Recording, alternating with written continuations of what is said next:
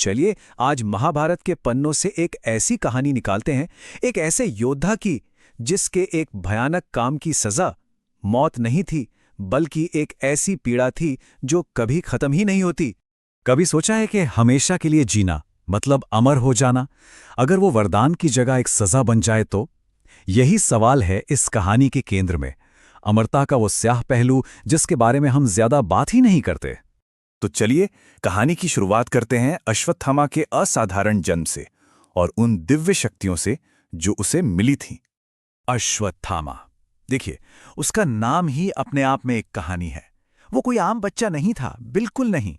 असल में वो भगवान शिव का ही एक अंश था। ये एक वरदान था जो उनके पिता ऋषि द्रोण को मिला था। और कमाल की बात यह है कि जब वो पैदा हुआ तो उसके रोने की आवाज एक दिव्य घोड़े की हिनहिनाहट जैसी थी, और बस इसी वजह से नाम पड़ गया अश्वत्थामा। लेकिन उसकी असली और सबसे बड़ी ताकत थी उसके माथे पर लगी एक दिव्य मणि। और ये कोई मामूली पत्थर या गहना नहीं था, नहीं, ये तो एक तरह का दिव्य कवच था। सोचिए, एक ऐसी चीज जो भूख, प्यास, बीमारी, थकान सबसे बचाए। जब तक वो मणि उसके पास थी उसे कोई हरा ही नहीं सकता था। वो बिल्कुल निडर, अजेय बन गया था। इतने सारे दिव्य उपहार मिले थे, है ना? लेकिन इसके बावजूद उसका बचपन बहुत गरीबी में बीता। एक कहानी तो ऐसी है कि उसने आटे के पानी को ही दूध समझकर पी लिया था, और वो भी खुशी खुशी। ये देखकर उसके पिता द्रोण का दिल टूट गया, और बस यही वो पल था जिसने द्रोण को मजबूर कर दिया कि वो अपने बेटे के बेहतर भविष्य के लिए हस्तिनापुर जाएं। तो इतनी दिव्य शक्तियां तो थीं, लेकिन अश्वत्थामा के अंदर, उसके दिल में एक बहुत गहरा संघर्ष चल रहा था।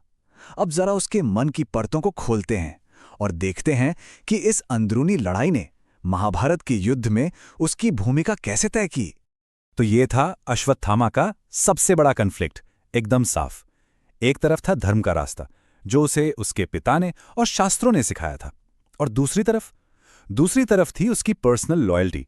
अपने दोस्त दुर्योधन और अपने पिता के लिए उसकी वफादारी इतनी गहरी थी कि वो अक्सर धर्म की रेखा को पार कर जाती थी। और ये संघर्ष, इसकी जड़ें बहुत गहरी थीं। जैसे एक तो थी अर्जुन से दबी दबी सी जलन, क्योंकि वो उसके पिता का सबसे प्यारा शिष्य था। फिर थी दुर्योधन से उसकी पक्की दोस्ती, इतनी पक्की कि सही और गलत का फर्क ही मिट जाता था। मतलब उसका दिल, कह सकते हैं, अभिमान, गुस्सा और दुख की आग में चल रहा था, और यही भावनाएं उसे धर्म के रास्ते से दूर ले जा रही थी। और अब कहानी उस मोड़ पर आती है जहां सब कुछ, बिल्कुल सब कुछ बदल गया। कुरुक्षेत्र युद्ध का 15वां दिन, वो दिन जब कुछ ऐसा हुआ जिसने अश्वत्थामा को उसकी बर्दाश्त की हर सीमा के पार धकेल दिया। ये सब एक के बाद एक हुआ। सबसे पहले एक धोखा, एक झूठ फैलाया गया। फिर युधिष्ठिर का वो आधा सच जिसने उसके पिता का दिल तोड़कर रख दिया। और आखिर में दुख में डूबे निहत्थे द्रोण की धोखे से हत्या कर दी गई, युद्ध के सारे नियमों के खिलाफ। बस इसी धोखे और अन्याय ने उसके अंदर बदले की वो आग जलाई जो सब कुछ भस्म करने वाली थी। पिता की मौत का बदला, और इस बदले की आग में अश्वत्थामा ने वो किया जो किसी ने सोचा भी नहीं था। उसने रात के अंधेरे में पांडव शिविर पर हमला कर दिया। ये कोई लड़ाई नहीं थी, ये युद्ध के हर नियम का मजाक था। उसने सोए हुए निहत्थे सैनिकों को मार डाला, और इसी में उसने द्रौपदी के 5 बेटों को भी मार डाला, जिन्हें उसने अंधेरे में गलती से पांडव समझ लिया था। यहां पता चलता है कि वो कितना नीचे गिर चुका था। जब पांडवों ने उसे घेर लिया तो उसने अपना आखिरी और सबसे खतरनाक अस्त्र निकाला, ब्रह्मास्त्र। और उसका निशाना कौन था? उत्तरा के गर्भ में पल रहा एक अजन्मा बच्चा, पांडवों वंश का आखिरी वारिस। उसका इरादा साफ था, पांडवों के वंश को जड़ से खत्म कर देना। कहते हैं ना, हर कर्म का फल मिलता है। तो अब बात करते हैं अश्वत्थामा के कर्मों के परिणाम की। भगवान कृष्ण ने उसे जो सजा दी वो वाकई अनोखी और भयानक थी। एक ऐसी सजा जो मौत से भी कहीं ज्यादा बुरी थी। तो कृष्ण ने उसे मारा नहीं, उन्होंने उसे एक बदतर सजा दी। उसकी दिव्य मणि उसे जबरदस्ती निकाल लिया गया, और उसकी जगह माथे पर रह गया एक गहरा, कभी न भरने वाला जख्म, उसका पूरा शरीर ऐसे ही रिश्ते हुए घावों से भर गया। और सजा क्या थी कि वो हमेशा हजारों साल तक अकेला भटकेगा, सब उससे दूर भागेंगे और वो इस पीड़ा में जीता रहेगा, कभी मर नहीं पाएगा। मतलब सोच कर देखिए, जो चीजें उसके सबसे बड़े वरदान थीं, वही अब उसके सबसे बड़े श्राप बन गईं। जिस मणि की वजह से वो सुरक्षित था, अब उसकी जगह एक दर्दनाक घाव था जो हमेशा रिश्ता रहता। जो शरीर कभी अजेय और तेज से भरा था, अब वो नासूर बन चुके जख्मों से ढका था। और जो कभी एक महान सम्मानित योद्धा था, अब वो एक अकेला तिरस्कृत इंसान था जिससे सब नफरत करते थे।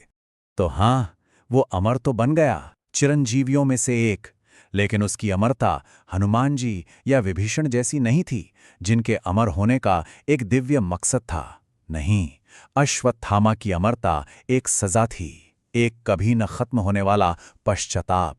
उसे अपने किए हुए पापों के बोझ के साथ हमेशा हमेशा के लिए जीना था। तो क्या कहानी यहीं खत्म हो जाती है, एक अंतहीन श्राप के साथ?